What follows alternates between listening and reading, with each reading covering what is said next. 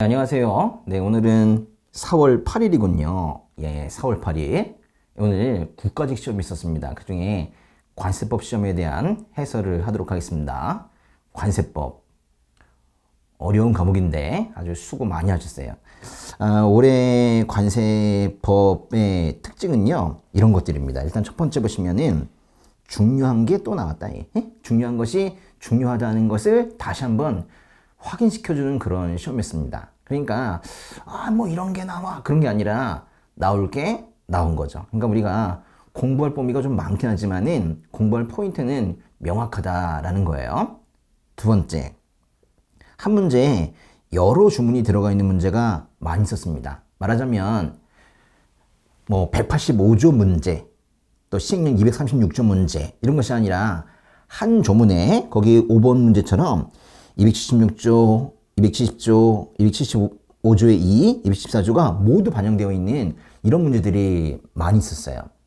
그러다 보니까 뭔가 여러 조문을 이해해야지 한 문제를 푸는 그런 느낌, 그렇게 어려운 느낌이죠. 그래서 뭔가 좀 많다, 어렵다, 다양하다 뭐 이런 느낌을 좀 가지고 푸는 문제들이 많이 있었습니다. 그리고 또 세 번째, 뭐 이전에도 그랬지만은 법률의 문장이 압도적으로 많았습니다. 그렇지만은 시행령 문장도 13개, 시행규칙 문장도 3개나 출제되었어요. 별로 안 되는 것 같은데 시행령 문장이 13개 출제되었지만은 매우 중요한 포인트에서 출제되었기 때문에 그 시행령 문장이 답이 되었을 때는 좀 어렵다 그런 느낌을 또 받을 수 있을 거예요. 받았을 겁니다. 예. 또 숫자 문제가 나왔는데 숫자는 많이 나왔어요. 근데 숫자가 아예 틀려서 옳지 않은 것으로 되어 있는 게 10개나 됐어요. 무지하게 많은 겁니다. 20문제에서 10개 문장이 숫자 문제였다고. 숫자가 또 옳은 것도 아니고 틀린 것만 해서 10개라고요. 그러니까 사실은 옳은 거, 맞는 거, 그러니까 옳은 거, 틀린 거 그런 것들 다 합쳐보면은 한 70% 가까이 됩니다. 그러니까 우리가 숫자는 꼭 외워야 되겠다. 그러니까 관세법 시험은요, 숫자를 바꾸는 것이 뭐 100분의 1을 100분의 4, 뭐 500을 1000 이렇게 바꾸는 것이 이게 뭐 늘 있는 얘기이기 때문에 숫자부터 외우는 것이 매우 중요합니다. 또 다섯 번째, 예외를 본문 안에 집어넣어서 오류가 된 것들이 여러 문제 있었어요. 이게 말하자면 뭐뭐뭐뭐 했다 다만 이라고 하면서 어떤 단서가 나오는데 단서를 본문에 집어넣어서 뭔가 맞는 것처럼 그렇게 하는 문제들이 많이 있었어요. 통합조사 원칙의 예외가 있거든요. 그러니까 통합조사 원칙의 예외를 그 본문에 집어넣어서 통합조사한다. 이런 식으로 이제 오답을 만드는 거예요. 그런 형태의 오답이 이미 이제 많이 나왔었고 앞으로도 많이 나올 거라 그랬는데 역시 이번 시험에서 그런 것들이 많이 있었습니다. 그러니까 문장을 보면서 차근차근 이 문장에서 이 부분은 분명히 예외인데 이건 아닌 것인데 왜 들어갔지? 그런 인식을 가질 수 있어야 되는 거예요. 그리고 제가 여기에 쓰진 않았지만은 사실은 이런 문제도 많이 있었죠. 기역, 니은, 디귿, 리을 짝 지은 것은 기역, 리을. 기역, 니은, 디귿, 리을 짝 지은 것은 기역, 니은. 이런 식으로 어떤 한 선지를 고르는 게 아니라 맞는 것 또는 틀리는 거를 묶은 그룹들을 모으는 문제들이 많이 있었어요. 이건 뭐 사실은 관세법에 있는 형태는 아니었거든요. 뭐 한국사나 다른 과목에 많이 있는 문제 형태였는데 이런 것들도 많이 있었습니다. 그러다 보니까 뭔가 문제가 다양화되고 형식도 이전과 좀 다르기 때문에 점점 어려움을 느끼는 거예요. 관세법은 양자차가 많기 때문에 사실 우리가 공부하면서 알았잖아요. 기본 이론에 심화 이론에 단원풀에 동형에 심지어는 마무리 특강까지 그리고 중간에 다른 특강까지 그걸 다 해도 항상 허덕이면서 공부를 했습니다. 워낙에 양이 많기 때문에 어떤 문장이 나올지 사실 감을 잡기 하면 매우 어려운데 이 전체에 대한 이해를 하는 것이 상당히 어려운데 이번 문제가 그 우리의 어려움을 어떻게 또 아시고 여기저기 문장을 또 뽑아가지고 이렇게 아주 종합적인 문제를 냈기 때문에 그래서 좀 더 어려운 느낌이 들었을 것이다. 네, 그래서 제가 여러 번 말씀드렸지만 전체적으로 쉽지 않았다. 뭐 저는 뭐 그런 느낌이 들어요. 쉬운 문제는 아니었었어요. 뭐 이번에 뭐 회계나 뭐 국사나 뭐 다 좀 쉬웠다는 뭐 그런 표현들이 있는데 관세법은 그렇지는 않습니다. 그래서 제가 보기에는 어떤 한 과목만 잘 본다고 해서 시험에 붙는 건 아니지만은 다른 과목이 합격권에 있다면 라는 전제하에 관세법이 실수만 하지 않으면 되는데요. 관세법의 합격 점수는 그래서 한 85점 정도로 보고 있습니다. 그래서 85점이나 또는 그보다 더 좋은 점수를 받은 상황에서 다른 과목이 합격권이라면 충분히 무난히 합격할 수 있을 것이라 그렇게 생각이 됩니다. 다른 과목에 100점, 95점 그런 것들이 있으면 좋겠군요. 근데 관세법은 그렇게 쉽지는 않았어요. 보도록 하겠습니다. 1번 문제는요. 법의 2조인데요. 답은 4번이에요. 이것도 보세요. 기역, 니은, 디귿, 리을, 답은 4번 디귿, 리을 이렇게 고르는 거예요. 뭔가 이게 그룹을 옳은 거나 옳지 않은 것에 그룹을 고르는 것이기 때문에 쉽지 않았다 이거예요. 내국물품, 외국물품 뭐 구분하는 문제는 늘상 있었던 것인데 1번 문제는 뭐 늘 보던 것을 한 번 더 상기해봐라 그런 문제인 것 같아요. 이건 뭐 더 설명드릴 필요는 없는 것 같은데 기역과 니은은 외국물품이고요. 외국물품이고 디귿과 리을은 이거는 내국물품이어서 답이 4번이긴 한데 리을을 좀 보셔야 돼요. 우리나라 선박이 공해에서 잡으면 그 수산물 등은 당연히 내국물품이 됩니다. 그런데요. 이 뒷부분에 이런 말이 붙었거든요. 그런 수산물로서 우리나라에 도착하지 않은 것. 이런 말은 세상에 없어요. 그러니까 관세법에도 이런 말은 없는데 그러니까 뒷말은 이 우리나라에 도착하지 않은 것. 이 말은 붙으나 안 붙으나 똑같다는 거예요. 결국 우리나라의 선박 등이 공해에서 실패하거나 포획한 수산물이 이미 내국물품이기 때문에 이것이 우리나라에 도착하냐 도착하지 않느냐는 우리나라 영내에서 결국 그러니까 우리나라 선박이 잡아서 공해에서 우리나라 영해로 들어오는 것이기 때문에 계속 내국물품인 거예요. 그러니까 뒤에 거는 결국 관계가 없다는 거예요. 이걸 좀 주의하시면 될 것 같습니다. 2번 문제는 160조인데요. 160조는 폐기, 멸실 부분인데요. 장치물품의 폐기에 대한 설명으로 옳지 않은 것은 1번 보시면요. 폐기 또는 반송한 경우 폐기나 반송도 이것도 이제 비용이 들 수가 있는데요. 폐기나 반송을 누가 하죠? 이건 뭐 화주가 하기도 하고 세관장이 폐기나 반송을 명령하기도 하는데 세관장이 폐기를 하든 또는 폐기하고 싶은 사람이 폐기를 하든 누가든 간에 비용은 항상 누가 부담해요? 화주 등이 부담하는 거죠. 맞습니까? 맞습니다. 항상 비용은 실질주의에 따라서 그 행정 처리의 실효를 느끼는 사람, 뭔가 좋다는 느낌이 있는 사람 있죠? 그걸 이용하는 사람이 비용을 다 대게 돼 있어요. 이번엔 160조의 사망을 얘기하는 사망인데요. 여기 보세요. 폐기를 했는데 폐기 후 남아있는 물품이래요. 폐기 후 남아있는 물품은 소비 사용의 가치가 있습니다. 경제 가치가 있습니다. 이거는 관세 안쪽으로 들어와서 결국 사용이 되고 말아요. 당연히 과세입니다. 과세. 근데 그래서 과세물권 확정시기가 있었죠. 과세물권 확정시기가 폐기 이후의 성질과 수령에 따라서 관세를 부과한다. 이런 게 있었거든요. 근데 뭐 관세를 부과하지 않는다. 이게 웬 말입니까? 그죠? 비과세라고 했으니까 틀린 거예요. 왜요? 폐기 후 남아있는 부분이라는 건 경제적 가치가 있다는 거예요. 그래서 3번에 보시면 통고라는 말이 나오는데요. 통고. 그쵸? 통고. 뭐 이게 여기도 통고란 말이 또 있네요. 통고 뭐예요? 통고는 1대1로 내가 너에게 알려주는 거죠? 근데 그 3번과 4번은 사실은 좀 연결이 되어 있는 건데요. 통고 하고 싶은데 통고를 할 수 없으면은 그때 뭐예요? 1대 다로 알려주죠. 그게 바로 공고입니다. 이렇게 되는 거예요. 그래서 3번과 4번에는 통고할 수 없으면 공고 이렇게 가는 거예요.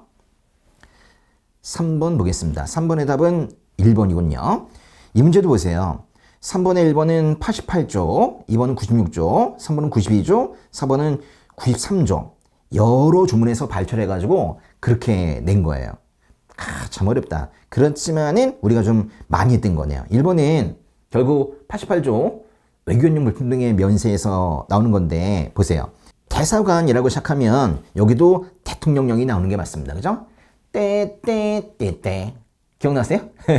대사관이면 대통령령이고 그리고 기술단은 이런 말이 나오게 되면 국제기구 이런 말이 나오면 끼끼끼끼끼 기획정부령 이런 말이 뒤에 나와야 되는 거죠. 요거는 여러 번 연습했으니까 잘 아실 거예요. 마무리 특강 때도 한번 본 적이 있었고요. 나머지는 좀 여러분이 보셔도 되겠네요. 그렇죠? 예. 문제 4번. 가산세와 관련된 부분인데요. 예. 1번은 또 42조, 2번은 97조, 3번이 역시 42조, 4번은 38조의 2인데요.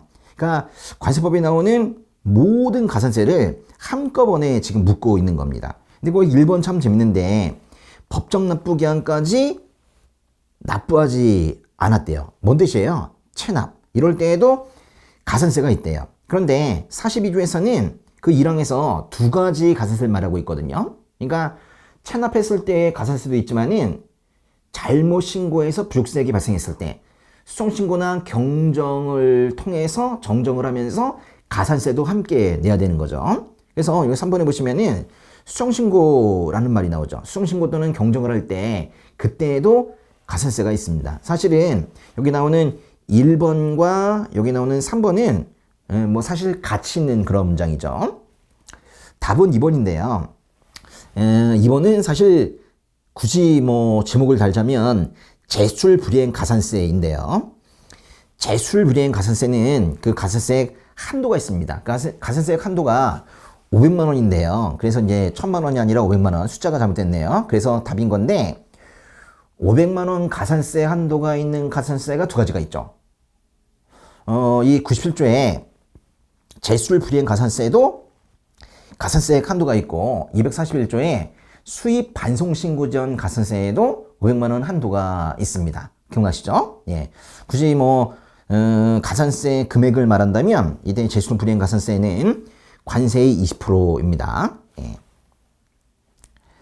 또 4번을 보시면요. 38조의 2인데요. 이게 이제 보정을 하는데 그때 그냥 일반적인 보정의 경우에는 보정 이자는 있지만 가산세는 없는데 보정을 하는데 보니까 부정한 행위로 과소신고 한 후에 그러니까 잘못을 잔뜩 해놓고 나중에 보정했다면 그때는 가산세가 있죠. 이게 우리 관세법의 모든 가산세에서 마지막으로 들어간 가산세입니다. 사실 작년 초에 들어갔거든요. 근데 2021년 말에 개정이 되어서 2022년에 시작이 되어가지고 지금 2023년인데요. 지금 1년이 좀 지났죠? 그러면 시험에 나온다고 그랬어요. 이게 이제 마지막 가산세이고 아주 따끈따끈한 부분이기 때문에 이렇게 시험에 나온 거예요. 이것도 알아두셔야겠습니다. 예. 5번 벌칙에 대한 설명으로 옳지 않은 거. 이것도 보세요. 276조, 270조, 275조의 2, 그리고 274조가 합쳐져 있는 그런 문제입니다.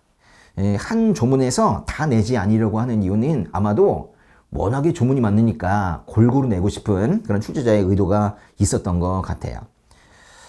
이것도 매우 중요한데요. 1번. 특허보세 구역의 설치 운영에 관한 특허를 받지 않고 특허보세 구역을 운영한 자. 이거랑 뭘 구분해야 된다고 그랬어요? 특허보세 구역의 특허사항을 위반한 운영인.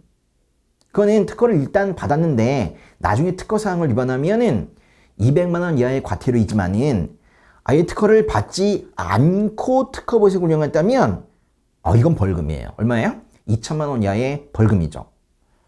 이것도 이제 봤던 부분인데 잘 알아두세요. 특허보호세구의 특허사항을 위반한 운영인과 구분을 해야 되겠다라는 거예요. 그리고 2번에 보니까 2번은 부정감면죄네요.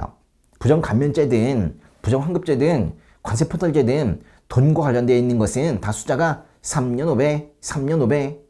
그렇죠? 이게 5년이 아니라 3년입니다. 또 이 3번에 보시면은 강제징수 면탈죄 있네요. 이 부분 또 중요하죠. 강제징수 면탈죄는 33. 그죠? 33. 그래서 여기는 두 군데가 다 틀렸어요. 여기도 3년이고 여기도 3천만 원이고 그렇습니다. 형벌, 특별히 벌칙 부분은 벌칙의 형벌 부분은 징역형과 벌금형의 그 숫자만 바꾸면 오답이 그냥 되는 거예요. 그래서 이런 문제가 좀 많이 있죠. 그 4번에 보시면요. 4번은 밀수품을 취득, 이양도, 운반, 보관, 활성, 감정 하는데 이 취득이란 말이 맨 앞에 있기 때문에 밀수품의 취득죄 등이라고 하는데요. 밀수출이든 밀수품 취득죄든 밀수 이렇게 되는 건 다 3원입니다. 그죠? 보시면 3년이 나오고 원가가 나오는데 이걸로 끝나야 되는데 이 뒷부분이 나오는 건 이상한 거죠. 그래서 2천만 원 정도 금액이라고 되어 있는 이 부분을 다 지우고 이렇게 써야 돼. 그냥 이하에 상당하는 벌금 이러고 끝납니다. 밀수출제도, 밀수품 취득제도 3원이에요. 그랬죠? 예. 6번. 예, 6번은 법제 19조 납세무자 부분인데 납세무자 부분은 늘 시험에 나옵니다. 1번은 보니까 대행 수입을 했대요. 대행 수입을 했다면은 이거는 말 그대로 대행한 거니까 직접 수입한 게 아니네. 그지? 직접 수입하면은 그때는 서류에 적힌 수신인이 납세무자가 되겠지만은 대행 수입을 했다면 두 사람이 있네요. 그죠? 진짜 물건의 주인이 있고 그리고 수입 대행 절차를 이행한 사람이 있죠. 물건의 진짜 주인이 수입 대행 업체에게 이렇게 말했을 거 아니에요. 나는 영어도 잘 못하고 국제교양도 잘 모르니까 네가 수입 좀 해줘 라고 부탁했는데 그 부탁한 사람을 우리가 위탁자라고 합니다. 그래서 이 부분은 대통령령으로 정하는 수신인이 답이 아니라 위탁자가 답인 거예요. 그래서 틀린 부분이고 2번 우편으로 수입된 경우에는 그 수인이 납세무자가 된다. 여기까지 맞는데 이 문제는 이제 두 가지 내용을 집어넣고 있죠. 여기 끊어보시고 그리고 또 소비하거나 사용하는 경우에는 소비자 사용자가 납세무자가 된대요. 좀 길게 써놓고 두 문장을 합쳐놓긴 했지만 결국 맞는 겁니다. 이건 맞아요. 3번 도난되거나 분실된 물품. 이게 중요한데 도난이 되거나 분실된 물품의 경우에는 그것이 어디에서 도난되거나 분실되느냐에 따라서 세 가지 경우로 나눕니다. 창고에 있으면서 도난 분실됐는가 또는 보세 운송 도중에 도난 분실됐는가 또는 그 밖의 경우인가로 나누는데요. 여기 보시면은 장치 중에 도난 분실되었다면 그때는 운영인 또는 화물관리인 즉 창고 주인이 세금을 내도록 되어 있습니다. 근데 이게 마치 보세 운송 도중에 도난 분실된 것처럼 보세 운송을 신고하거나 승인 받은 자라고 했으니까 틀리게 된 거예요. 또 네 번째 수입 신고 전에 양도했대요. 이거 뭔 뜻이냐면 통관을 시작하기 전에 물건이 팔렸다는 거예요. 그러면 수입 신고할 때 물건의 최종 주인이 바뀌네요. 그러니까 수입 신고에 양도했다면 양수 최종적인 양수인이 결국 세금을 내게 되는 거예요. 그러니까 양도인이 아니라 양수인이 납세무자가 된다. 그렇게 표현을 해야 되겠죠. 7번 원산지명서 제출이 면제되는 것만을 모두 골라라. 그런데 원, 우, 15세 무관 기억하세요? 원, 우, 15세 무관 그걸 푸는 거예요. 여기 나오는 그 기억번은 편물이긴 한데 대법법 11조에 따른 수집의 승인을 받은 우편물은 뭐예요? 이게 바로 신고대상 우편물이거든요. 이거는 원산지명서 제출 승인의 대상이 아닙니다. 신고대상이 아닌 우편물만 원산지명서 제출도 생략이 되죠. 그리고 원우 15세 무관 30만 원이 아니라 15만 원이죠. 원우 15세 무관 원우 15세 무관 그쵸? 답은 4번입니다. 8번 법의 118조인데요. 다음 과세법 조항에서 미춘 경우에 해당하지 않는 것은 이게 이제 과세는 적부심사인데 여기 보시면은 다음 각호의 어느 하나에 해당하는 통지를 생각할 수 있다. 다른 말로 과세선 통지 생략과 관련된 부분이에요. 이건 뭐 워낙에 많이 나오는 문제이기 때문에 우리가 마무리 특강할 때에도 동영을 할 때에도 여러 번 연습을 해봤던 그런 부분입니다. 여기서 답은 이제 2번인데요. 유일하게 과세선 통지에서 숫자가 나오는 부분이 바로 이거예요.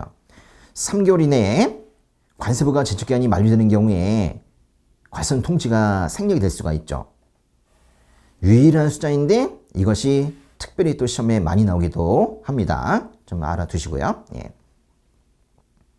9번 관세법령상 내용으로 옳지 않은 것은 참 이게 무책임한 표현입니다. 그죠? 관세 벌명상 내용. 뭔 뜻이에요? 그냥 내겠다는 게. 어떤 주제가 있는 게 아니라 밑에 있는 선지 4개가 다 다를 수 있으니까 조심해. 그러면서 내는 거예요. 아주 무책임한 그런 문제죠. 142조, 시행령 10조, 221조, 185조가 섞여 있는 건데 도대체 이 4가지가 왜 섞여 있는지 도저히 알 수 없는 그런 문제입니다. 실제로 아무런 관련이 없는 거예요. 이런 문제가 2문제 또는 3문제가 늘 나오고 있어요. 1번에 법의 142조 국장의 바깥에서 물품을 하역한다라는 거는 항화역 허가입니다. 이게 이제 허가라고 되어 있는 것은 이것이 뭐 승인이나 신고 등으로 많이 바뀌어 나오는데요. 여긴 다행히 맞지만은 우리가 이제 마무리 특강 68번에서도 이때 뭐 아마 승인 이렇게 바꿔서 우리가 공부를 했을 거예요. 또 동그라미 2번은 담보 제공과 관련된 부분인데 담보 제공서를 채권자에 제출해야 된다. 그게 포인트예요. 담보 제공서에 뭔가를 첨부해야 되는 거 그런 어려운 내용까지 가지 않고 그냥 담보 제공서가 있어야 된다. 지금 그 얘기를 하고 있는 거죠. 3번 내국 물품을 국제무역이나 국제무역기로 운송하려는 거. 내국 물품을 운송한다면 이게 바로 내국 운송입니다. 그러니까 내국 운송은 승인이 아니라 뭐예요? 신고죠. 내국 운송 신고입니다. 이때도 마무리 특강 때 아마도 비슷한 걸 해봤을 거예요. 그렇죠? 예. 그리고 4번은 보세 공장 부분이네요. 보세 공장에서는 내국 물품만으로 만약에 가공을 하려면 허가를 받아야 되겠죠? 근데 그걸 거꾸로 허가를 받지 않고는 내국 물품만으로는 가공할 수 없다. 그렇게 말한 거예요. 10번 보겠습니다. 10번. 와, 10번도 보세요. 1번은 233조, 2번은 231조, 3번과 4번은 시행규칙에서 나온 거예요. 1번 보시면은, 이게 지금 세관장은 진여부 정확성 등 확인을 요청, 중요한 말은 이거예요. 지금 우리가 이제 외국에서 원생명서가 오는 경우가 있고, 우리가 이제 발급을 해서 원생명서를 외국으로 보내는 경우가 있는데, 우리가 보낸 원생명서가 의심을 받아가지고, 진짜냐라는 확인하라는 요청을 받은 거예요. 그럼 이제 우리나라 세관장이 화가 나가지고 내가 생산자, 수출자한테 속았나? 뭐 이러면서 우리나라 세관장이 뭐예요? 조사하죠. 조사. 원산지 조사합니다. 그 방법은 2가지인데요. 서면조사와 현지조사 2가지가 있습니다. 그러니까 서면조사, 현지조사 이런 말들은 다 맞는 거예요. 그렇지만은 중요한 게 뭐냐면 조사 대상인데요. 원생명서를 발급받은 자, 발급한 자뿐만 아니라 바로 이 사람이죠. 생산자, 수출자도 바로 조사 대상자입니다. 근데 여기 보시면 수중품의 수입자, 이 사람은 아니잖아요. 그렇죠? 그래서 답은 1번이 되는 거예요. 예. 2번에 보시면은 원산지가 우리나라로 허위 표시됐대요. 그러니까 중국에서 물건이 출발해가지고 부산항을 잠깐 지나갈 때 메이드 인 차이나가 메이드 인 코리아로 둔갑한 거죠. 잡아둡니다. 많이 걸리게 되면 잡아요. 잡는 걸 우리가 유치라고 하죠. 예. 3번과 4번은 다 시행규칙에서 나온 건데 3번은 시행규칙 74조인 거 보니까 일반 물품의 원산지 결정 기준이고 4번은 시행규칙 75조 특수 물품의 원산지 결정 기준이에요. 보세요. 3번에 2개국 이상에 걸쳐서 생산, 가공, 제조되었대요. 그러면 일단 실질적으로 변형한 나라가 원산지가 되는데요. 일단 1순위 쓰는 것은 바로 코드 변경 기준입니다. 6단위 변경이죠. 그거를 여러 나라에서 6단위 변경했다면 마지막 나라, 최종적으로 생산한 국가가 그 나라가 원산지가 됩니다. 이 말은 맞네요. 그죠? 동그라미 4번에 촬영 영화의 필름이 나오는데 이거는 특수 물품 중에 하나입니다. 그죠? 예. 제작자, 이 사람이 답이죠. 뭐 주연 배우 아니죠. 감독 아니죠. 제작자, 돈 된 사람이요. 이 사람이 이제 속한 국가가 원산지가 되는 거예요. 그런데 중요한 건 뭐냐면 시행규칙 75조에 2항이 있거든요. 1항과 2항이 있는데 이 첫 번째 문장은 1항에 있는 거예요. 근데 2항에 1항에도 불구하고 라고 하면서 이 뒷부분이 있어요. 만약에 수출 물품에 대한 원산지 결정 기준이 수입국의 원산지 결정 기준과 다른 경우에는 수입국의 원산지 결정 기준을 따른다라는 규정이 신규칙 75조의 2항에 들어가 있다고요. 이것도 같이 보시라는 그런 문장입니다. 11번 보세구역에 대한 설명으로 옳지 않은 것은, 이게 옳은 거 옳지 않은 것이 이번 시험에 좀 많은데요. 이 옳으냐 옳지 않냐를 이건 이제 뭐 다 그렇게 하시겠지만은 표시를 해가면서 하셔야지 문제를 두 번 읽지 않을 거예요. 옳지 않은 거, 이것도 뭐 4개가 다 이렇게 근거 조항이 다르네요. 157, 161, 198, 신규칙 65조에서 나온 거네요. 1번에 보세구역 반입 반출 신고는 말 그대로 신고네, 그죠? 신고. 예, 신고. 제가 답을 얘기해 버렸네요, 그죠? 신고 맞고요. 그 다음에 이번에 보시면은 견본품 반출인데 샘플 반출은 허가입니다. 허가. 우리 시험에 늘 나오는 형태인데 신고, 승인, 허가 등을 바꿔 넣는 거 있죠? 요거는 꼭 외워야 돼요. 그쵸? 네.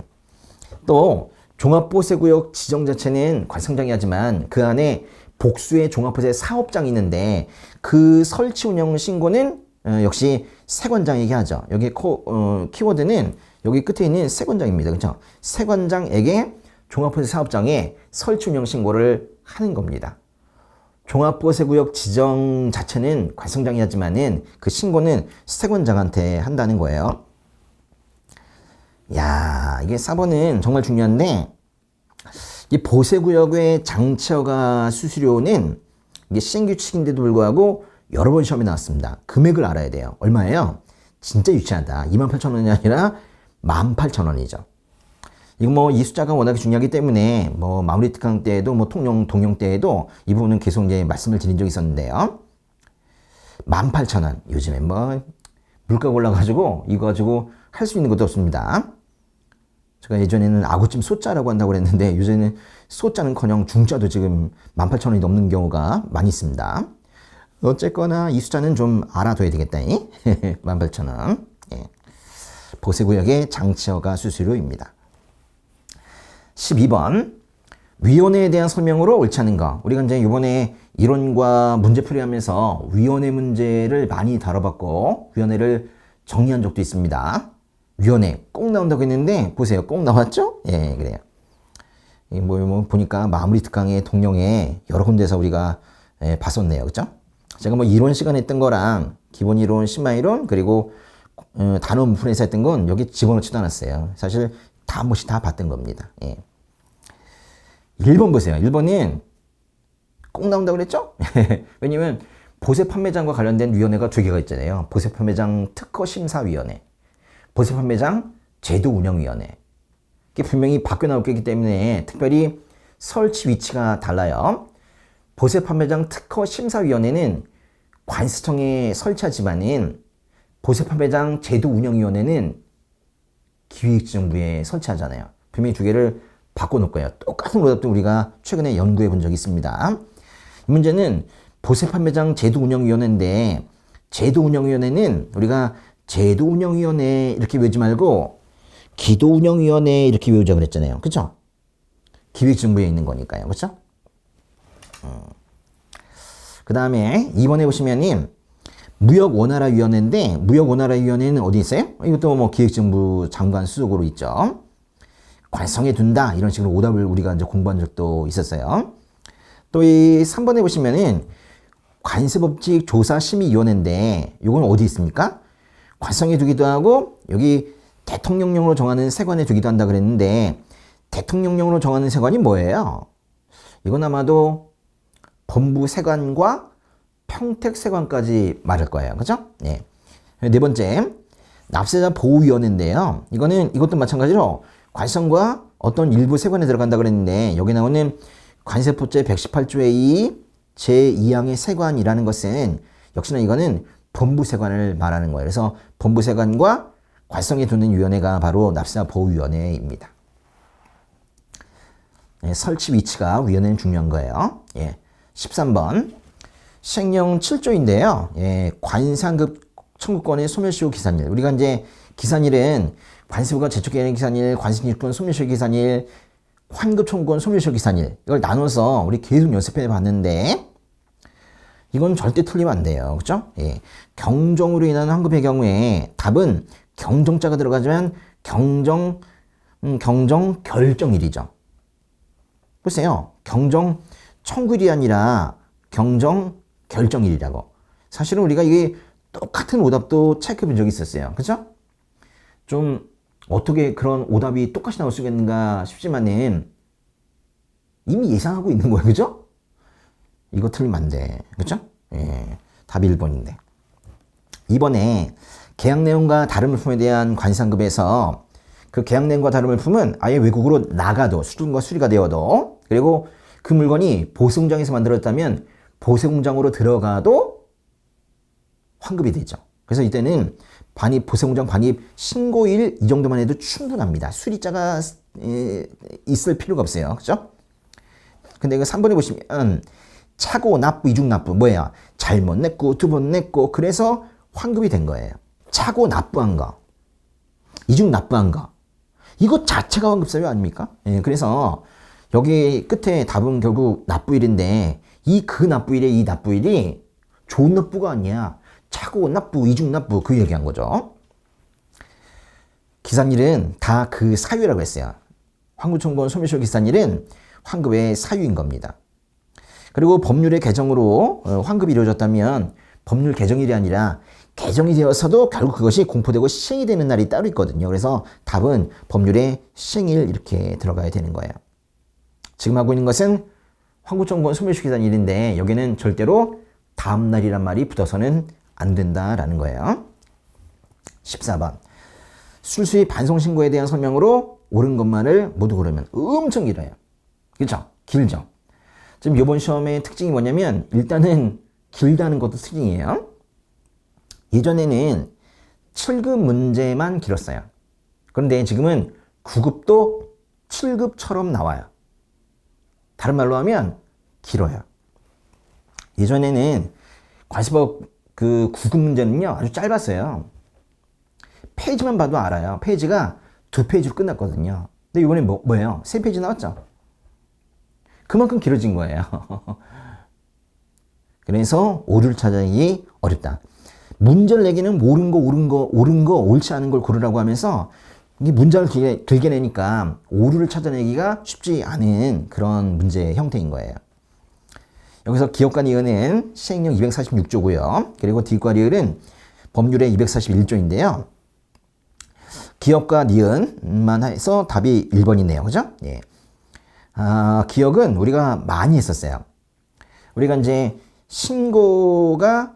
관세가 면제되거나 무세인 물품은 검사를 마친 때 아예 신고가 수리된 것으로 봐요. 이거는 상상하기 어렵다고 그랬죠. 이건 좀 외워야 되는데 그래서 검사 마친 시점이 수리 시점이 되는 걸로 보자는 거예요. 왜 그러냐고 자꾸 얘기할 게 아니라 그렇게 약속을 한 거예요. 그러나 이건 모든 물품이 아니라 241조 2항의 물품 뭐예요? 신고 생략이나 간소한 방법으로 신고하는 것들만 얘기하는 거죠. 니은번에 보시면은 이거는 이제 동용에서 우리가 좀 하기도 했었는데요. 이게 수입 신고 가격, 즉 과세 가격만 얘기할 게 아니라 수출 가격, 반송 신고 시 가격도 우리가 알아야 된다는 거예요. 중요한 건 뭐냐면 수출할 때, 반송할 때 그 가격은 나갈 때 가격이니까 해상 운임이 포함되지 않은 가격이거든요. 그러니까 FOB 가격과 비슷해요. FOB란 말 아십니까? Free on board. 근데 거기에서 그러면 이제 경기도 이천에서 인천항까지 가는 그 우리나라에서의 내륙 운송 비용은 포함되느냐? 그거는 포함이 되는 거죠. 이 포함과 제외 이거를 잘 보시라고 한번 말씀을 드린 적이 있었어요. 디귿번은 이거는 수입 반송 신고 지연 가산세인데 숫자가 틀렸네요. 100분의 4가 아니라 100분의 2입니다. 우린 물론 100분의 2의 범위에서 대통령을 정하는 금액이 뭔지도 알고 있죠. 응? 그렇잖아요. 근데 0.51, 1.52 기억나시잖아요. 근데 거기까지 가지도 않고 아예 법률에서 냈는데 여기서 숫자를 바꿔냈네요. 또 리을번 보시면 거주 이전이라는 말이 나왔기 때문에 이건 분명히 이사물품인데요. 이 사물품은 20%입니다. 가산세가 20%죠. 답은 1번이었고요. 15번. 옳은 것은 무엇이냐? 아우, 이 문제도 보세요. 말하기도 귀찮을 정도야. 법의 3조, 시행령 1조의 2, 법의 4조, 시행령 1조의 2, 여기서 여러 군데서 출제가 되었잖아요. 그러니까 한 조문에서 하나 정도를 뽑는 것들이 많고 하나나 두 개 정도 뽑는 것도 일부 있고 그래요. 근데 그것도 그래 중요한 걸 뽑아요. 중요한 걸 뽑으니까 결국 뭐냐면 관세법을 전체를 뭔가 조망할 수 있는 그런 힘이 있어야 되는 거예요. 1번 보시면은 이건 또 뭐 우리가 마무리 특강 때에도 거의 비슷하게 했습니다. 이게 법의 3조에는 1항과 2항이 있는데요. 1항의 앞부분과 2항의 뒷부분을 합쳐놓거나 1항의 뒷부분과 2항의 앞부분을 합쳐놓거나 이런 식으로 오답이 나올 거예요. 여기는 그냥 물품이 아니라 관세를 납부하는 물품이 아닌 재산의 경우에 국세와 동일하다 그렇게 표현을 해야 되겠죠. 2번은요. 이게 지금 이제 보시면은 여기 뭐 요청하고 통지하고 그렇게 얘기하고 있는데 세관이 체납세액을 세무서에 넘기는 뭐 그런 얘기입니다. 근데 넘길 때 위원회 의결을 거쳐야 되죠. 어디에 의결을 거쳐요? 관세법정리위원회의 의결을 거쳐서 넘기도록 되어 있습니다. 그럴 때 세무서에게 서면으로 요청해야 되고 체납자에게도 넘겼다라고 말해줘야 되는 겁니다. 아주 길면서 의심하게끔 만드는 그런 문장이기도 합니다. 그렇지만은 역시 맞아요. 답은 2번이고요. 3번은 제법 쉬운 건데 부가치세뿐만 아니라 다른 8가지의 세금도 역시나 관세와 함께 징수될 때 함께 징수될 수 있는 그런 세금이죠. 근데 여기 보시면은 지방교육세는 아니다 그랬는데 아닌 걸 여기 못으로 써놓냐? 그치? 법인세가 아니긴 하죠. 증여세가 아니긴 하죠. 상속세나 자동차세도 아니죠. 그렇지만 지방교육세는 들어갑니다. 동영할 때도 비슷한 문제를 좀 했었고요. 4번에 보시면은 관세의 체납은 없고 내국세 등만 2천만 원이 체납됐대요. 2천만 원? 그런데요, 사실은 이제 세관이 세무서에 체납세액을 넘길 때 관세 체납이 없고 내국세 체납만 1,000만 원을 초과하면 바로 이거죠. 체납된 내국세 등의 합계가 1,000만 원을 초과하면 그때 넘길 수 있다고 했는데 여기 보시면 1,000만 원 초과한 거에 예시로 2천만 원을 해놓은 거니까 이것 자체가 틀리다고 말하기는 어려워요. 기준을 묻는 게 아니라 여기 지금 포함 관계를 묻고 있는 건데요. 어쨌거나 그 2천만 원은 괜찮은데 이 뒷부분 있죠. 행정소송이 계류 중인 경우 여러분 진행 중인 어떤 세액을 세관이 세무서장에게 넘기지 못해요.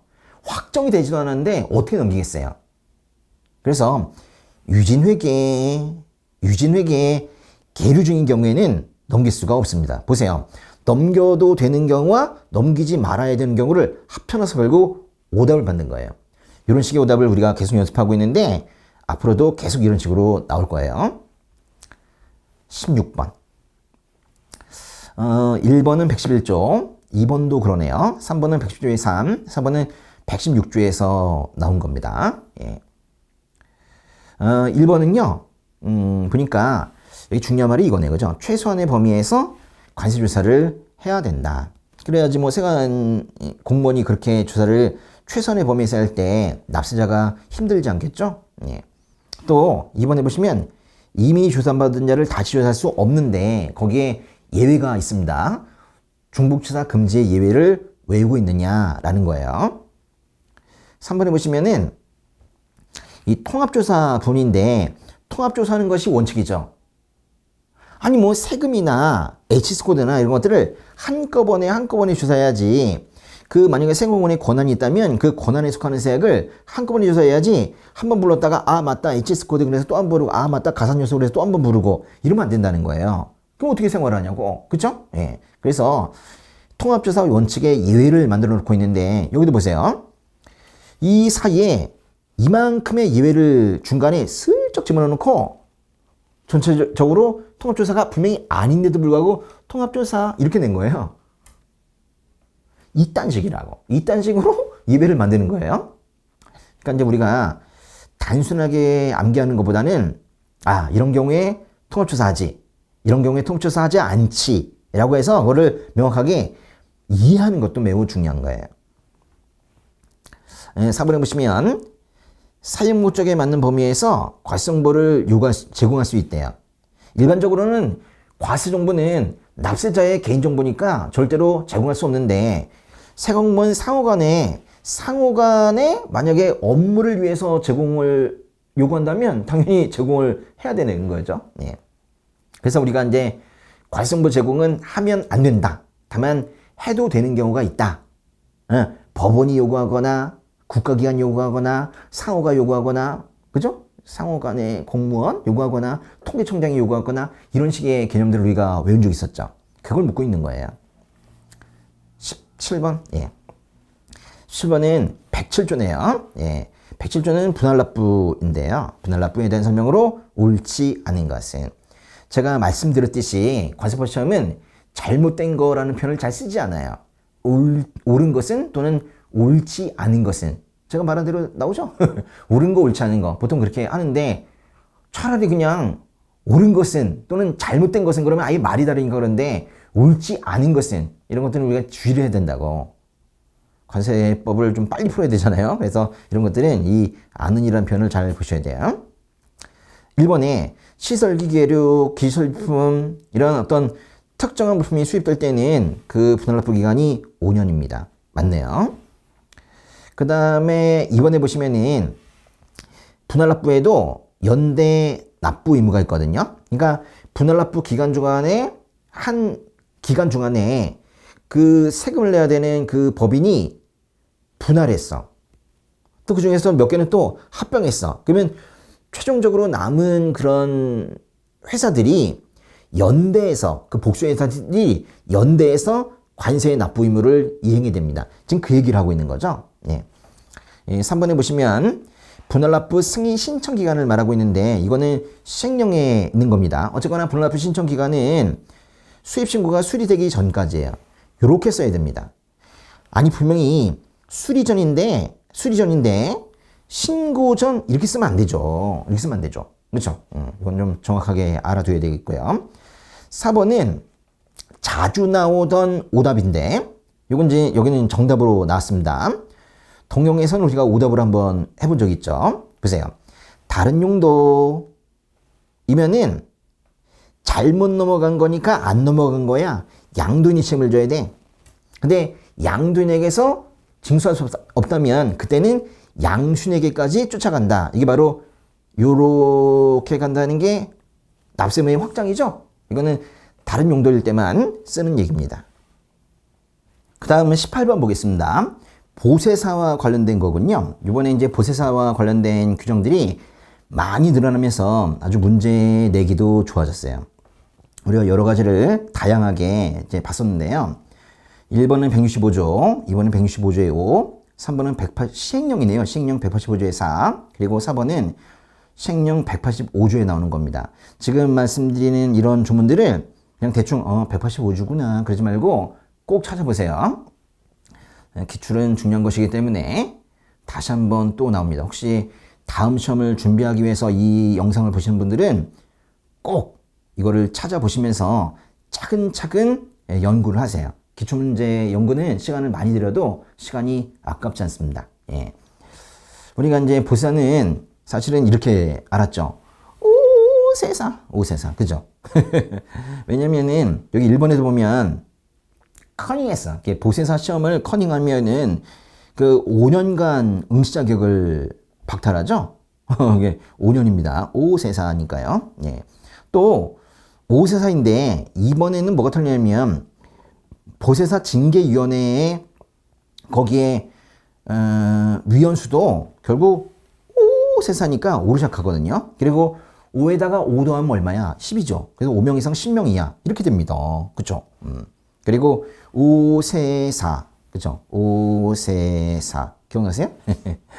그 다음에 3번에 회의 개최일 7일 전까지 회의 소집을 통지해야 된다. 이거는 사실은 우리가 안 봤었어요. 시행령 185조의 4인데 이거는 사실 보지 않아도 뭐 4번 때문에 결국 이제 맞출 수 있긴 한데요. 이거 있죠. 이게 7일은 맞아. 7일 맞는데 서면이라는 말 앞에 구두가 붙어 있으면 틀려요. 물론 우리 관습법에 아예 구두와 서면이 같은 문장에 나오는 것이 없는 건 아니에요. 그렇지만은 뭐 이런 거예요. 뭐 구두로도 할 수 있고 서면으로 뭐 작성한 문서를 이런 식으로 좀 구두와 서면이 많이 떨어져 있는 문장이 두 개가 있긴 합니다. 그러나 결론적으로 서면으로만 해야 되는데 구두나 서면으로 할 수 있다는 그런 말이 나오면 일단 오답이에요. 이 말은 그냥 오답이라고. 이 말은. 맞죠? 사실은 얼마나 많은 존재에서 이딴 식의 오답을 만들었어요. 지난번에 그 대리인의 권한도 거기에도 서면으로 라는 말을 구두는 서면으로 이런 식으로 116조죠. 116조도 116조에 구두란 말이 없는데 거기다 구두라는 말을 집어넣어가지고 오답 만든 문제가 몇 개 있었습니다. 4번에 보시면은 보세사 시험인데요. 이게 진짜 좀 유치한 문제입니다. 이건 뭐 사실 상식인데 기본적으로 40점이 이상이고 평균 60점이 넘어가면 이게 절대평가라는 시험에서는 합격이죠. 이렇게 되는 거예요. 19번. 와, 이것도 맞네요. 그죠? 네. 기억은 257조, 니은은 시행령 259조의 7, 디귿은 259조의 3, 리을은 260조의 내용입니다. 1번 보시면요. 기억권 보시면은 앞에 말은 다 맞아요. 근데 뒤에 검사 생략할 수 있는 그런 우편물은 사실 세권장이 정하는 게 아니라 뒷부분에 관성장이 정하는 우편물이라고 해야 돼요. 사실은 이거를 우리가 정리를 해서 본 적이 있었어요.